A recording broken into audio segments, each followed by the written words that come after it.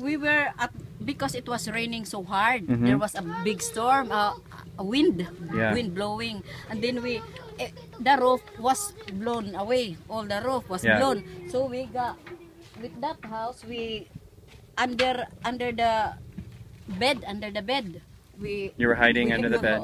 With two children, 1-year-old and 3-year-old mga children, and then we said it was already 7 o'clock. I said, all right, at 9 o'clock, all will be washed away and the storm will be all right.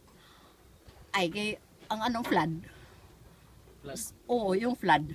After the rain. After the rain, there was a flood hanggang din, you know. Yeah. Tapos, and then, I don't know what had happened na parang nalilift up lang kami. Nalilift to there at the barber until that beam.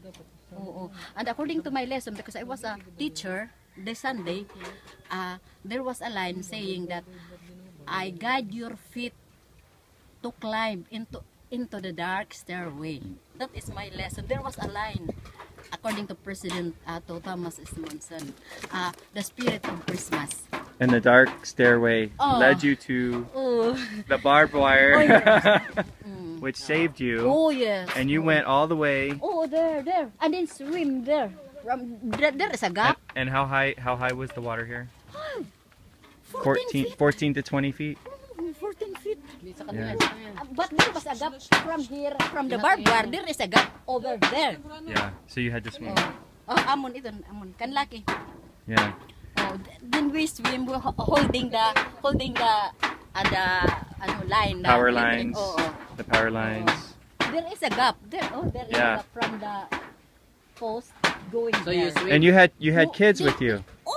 Two. Were you holding on to them as you The go? other one. And kaihan hi Aryan na napitawan. Him? Pero nakuha gyapon.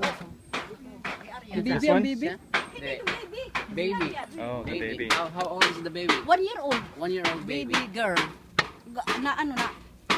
Na wash from like that this time. Yeah. Tapos He survived? Ha? He survived? Good. Wow, that's wonderful. And then after you made it to there, you were on the roof On the roof. for how long? Half day. Half day. Tapos wet whole day and night until 4 days because it was still raining and the rain and didn't subside the flood. It took a long time. So we were wet for 4 days. Yeah. And then was the clothes that hung up there because nothing was left. So if ever I saw mga dresses from Washed away. You wash it. I was it. That's wonderful.